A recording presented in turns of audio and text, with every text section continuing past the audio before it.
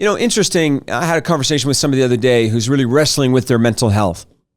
And my heart kind of broke as they said, I just don't feel like there's any point to my life. I don't feel like there's any point to what I'm doing. I'll tell you what, you sometimes have to find your purpose even if you don't feel like the universe is giving it to you. There was a long time in my life where I didn't feel like there was a point. And I was waiting for God, I was waiting for the universe to come along and give me a point, give me a purpose, give me a reason to succeed, a reason to thrive. And I'll tell you what, I decided at a certain point that I am not going to wait any longer.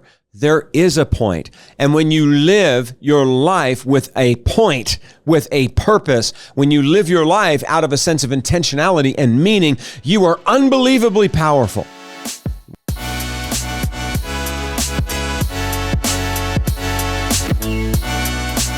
Hey friends, thanks so much for tuning into the next episode of the Flourishing podcast. And today I want to talk about 10 things that resilient people never say. And this is such an important concept because did you know that there's unbelievable power in your words? And so if you use your words wisely, that will bring you to a place of life and strength and resilience and mental health. But if you use your words poorly, I guarantee you, your resilience will not be there. And so for many years in my own life, I've been spending time thinking about why is it that some people are resilient and others aren't? In other words, why is it that some people, in spite of having all kinds of resources and supports and available resources around them and tools, they struggle to develop resilience. And then other times you'll see individuals who have almost nothing going for them in the outside world, and they still develop an incredible amount of resilience. You see, oftentimes there's no relationship between the amount of resources you have and your resilience. I know sometimes we think, well, I'll be more resilient if I just make more money, or I'll be more resilient if I just get a better education, or I'll be more resilient if I had better parents. And yet, many of us would know hundreds and hundreds of people who may not have had great resources at all, and yet they develop an incredible amount of resilience. And I think that this has everything to do with the kind of words that we speak. And you might say, well, what's the big deal, man? Like, I just talk the way I talk. I just say what I think. I just kind of spew it out, whatever comes to my mind. But I actually think that that's a really bad way to live. And so in my study of resilient people, I want to give you 10 things that you never hear resilient people say. And I wonder, as I'm sharing these, if you can use this as a bit of a mirror and a lens through which you can look at the words that you're saying and then ask yourself, am I really helping myself when it comes to being resilient or not? So the first thing that I have never heard a resilient person say is, it's impossible to do that. Now, I tell you what, I can't is not in the vocabulary of the resilient. I'm not saying that the resilient are people who talk as if they are able to do literally anything they want. No. But resilient people understand the difference between self-imposed limitations and barriers that actually exist in the real world. That there are learned limitations that you have allowed to be imposed on you, and then they become self-imposed. And then there are unlearned limitations. These are barriers that you have nothing to do with. Let me give you a kind of a silly example. Imagine a person, I don't know, maybe they're like 3 feet tall and they want to join the NBA. I'm not saying it couldn't happen. Probably with enough practice and enough effort, it could. But the chances are very, very low. Like me, I'm not the tallest guy, that's for sure. And at some point in my life, I had to realize I'm not going to be able to join the NBA because it's just not kind of where I'm at. Whereas if I had, and that would be sort of an unlearned limitation. It has to do with height. It has to do with natural talent. It's just not going to happen. But those aren't the limitations I'm talking about. The limitations that hurt you the most are the ones that actually aren't tethered to reality, and yet you allow to contain you. It becomes a prison or a limitation of your own making. And so I want you to think about that for a moment. When you say it's impossible to do that, what you're literally doing is building a container, a prison that now traps you. So if somebody says, hey, it'd be nice to buy a house, and you say, well, it's impossible to do that. Maybe it is impossible right now, but it's not impossible to do that with enough planning and with enough effort. It's impossible to start a business. It's impossible to write a book. It's impossible to immigrate to the place where you want to fulfill your dreams. It's impossible to get that university degree. It's impossible, to do that painting. It's impossible to fulfill and invent that thing that you want to invent. No, it's not impossible. It's only impossible if you allow it. I heard somebody say this one time that the first two words in impossible is I am. And I love shifting impossible to I am possible. What a different look at it. What a shift that can make all the difference within your life. The second thing that you're never going to hear resilient people say is I'm not in control of what I do. I'm not in control of what I do. This is maybe one of the greatest lies that people who lack resilience will say. And that is that I am just a collection of cells and emotions and feelings and thoughts and words. And I'm just like some kind of beast here, some kind of animal running around without any control of the things that I do, without any control over the things that I say, without any control over how I behave. Listen to me. You are in charge of you. You have power over you. I hope this helps you here today. You are a person who is able to do the things that you set your heart and your mind to do. And if you believe the lie that says, I don't have control over what I do, then that will trap you in a place where you will never develop the resilience that you can. I'll tell you, I've talked to people over the years and they've said, well, there's no way I can do that. There's no way I can do this. And I say, well, how come? And they say, well, it's not the way I was raised. It's not part of my culture. I'm not, in other words, what they're saying is I'm not in control of what I do. Tell you what, that's a lie. You can become and determine who you want to become. The third thing that resilient people never say is I'll have time later. Okay? The resilient understand that the time is now. That if I'm going to seize the day, then I've got to seize the day that I'm in rather than wait for the perfect day to seize. You can seize the day that you're in, or you can be waiting a long time for a perfect day to come along that you finally decide that you're going to seize. And I want to encourage you here today, friends, that you may have time later, but you can't guarantee that you'll have time later. So the time is now. The fourth thing that resilient people never say is, I'm afraid of failure. Okay, now listen, I think at a gut level, we're probably all a little bit afraid of failure. I know I'm afraid of failure, but I don't speak out to the point that it contains me, to the point that it holds me back, the kind of failure that keeps me trapped. I don't want to walk around being so afraid of failure that I never try. Why? Because failure is the pathway to success. In other words, if I'm going to succeed, then sometimes I succeed by learning what doesn't work through this thing called failure. And so why would I fear failure? Because failure is your friend. Failure is the pathway to succeed. I am better because of the areas where I have failed.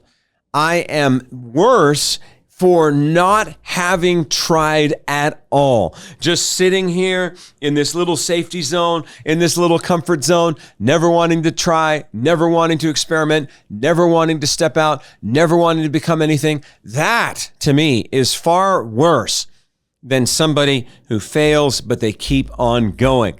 So the resilient person never says, well, I'm afraid of failure. The fifth thing that the resilient person never says is, there's no point. There's no point. You know, interesting, I had a conversation with somebody the other day who's really wrestling with their mental health. And my heart kind of broke as they said, I just don't feel like there's any point to my life. I don't feel like there's any point to what I'm doing. I'll tell you what, you sometimes have to find your purpose even if you don't feel like the universe is giving it to you. You know, there was a long time in my life where I didn't feel like there was a point. And I was waiting for God, I was waiting for the universe to come along and give me a point, give me a purpose, give me a reason to succeed, a reason to thrive. And I'll tell you what, I decided at a certain point that I am not going to wait any longer. There is a point. And when you live your life with a point, with a purpose, when you live your life out of a sense of intentionality and meaning, you are unbelievably powerful. When you just kind of go through life, well, what's the point? Of course, that's not going to help you to develop resilience.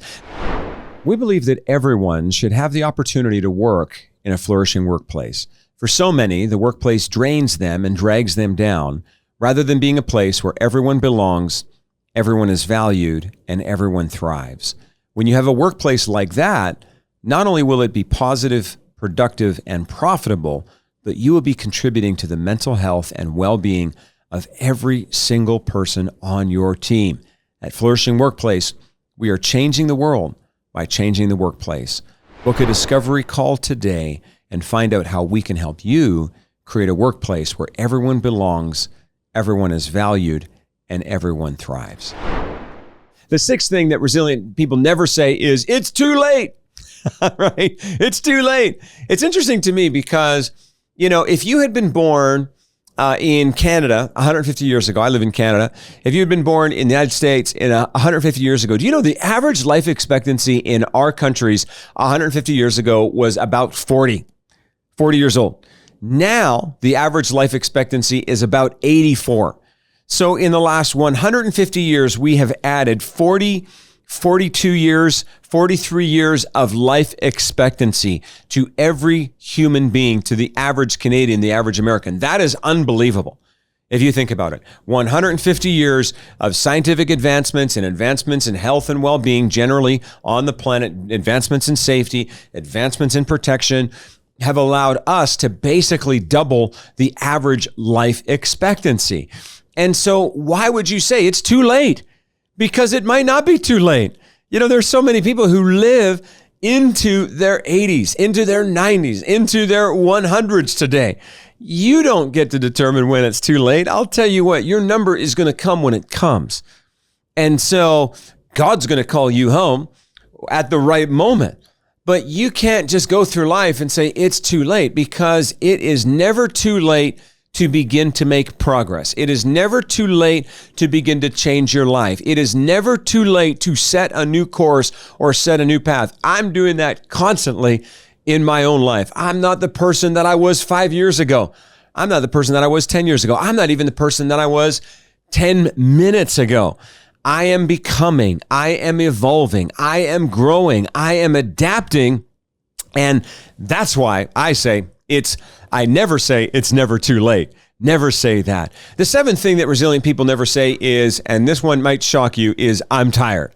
Now, I know some people, every time I ask them, hey man, how you doing? I'm tired. It's so funny, in our church the other day, there's a couple of 14-year-olds in our church, and I think they're awesome. And so I'm like, hey man, how you doing? Oh, I'm tired. And it's like, man, I'm more than twice your age and I'm not tired. I'm just getting going. And you're 14, you're literally, every cell in your body, every fiber in your being is bursting with life and growth and energy. And you're tired. And that's because I think that tiredness is a mindset. Now, what do I mean?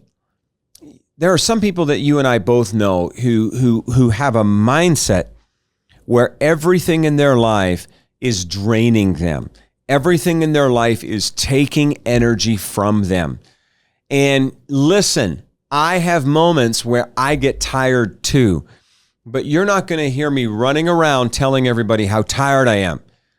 I'm going to say to people, I'm doing just fine. Thank you very much. And then internally, what I'm going to do is I'm going to make sure that I do the self-care that's going to allow me to continue to stay strong and to stay energized. Listen, part of being resilient is not just walking around saying, I'm tired, because I found that most of the time when people do that, they don't do anything about the tiredness that they feel. You got to actually do something if you feel tired. What do you got to do? You got to replenish. You got to self-care.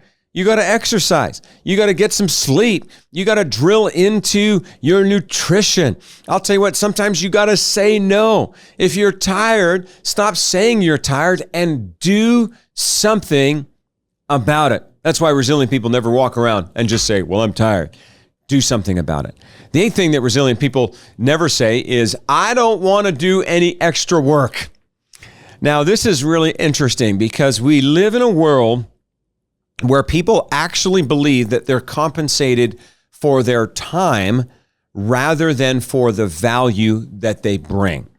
And so we have a whole bunch of people who are clock watchers, and they're sitting there and they're watching the clock all day long.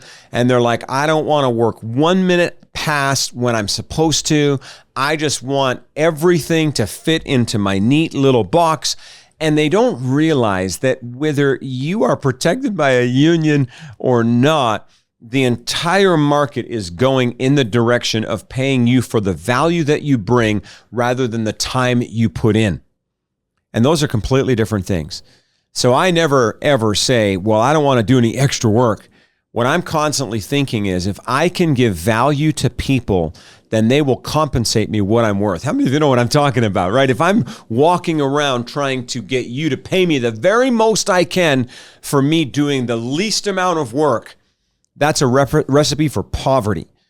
If I can get you to experience the value, to feel the benefit of the work that I do, for you to look at it and say, holy cow, this is awesome. You're not going to have any problem with monetizing your skills and your talents. And so resilient people aren't looking for an excuse to escape and hide behind the clock.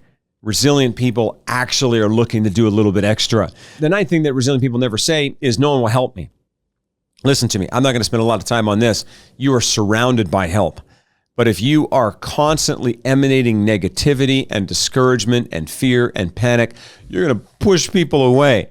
And so rather than, feeling sorry for yourself and saying, no one will ever help me, what a resilient person says is, I'm surrounded by help. God, the universe, would you bring the right help to me at the right time? And then you operate from a dynamic of trust rather than from a dynamic where you're believing the worst will come. The 10th thing, and this is the final thing that I believe resilient people never say, is, I don't know what to do. Now, what do I mean by that? We've all had moments where we didn't know what to do. Only a fool would walk around and say in every situation,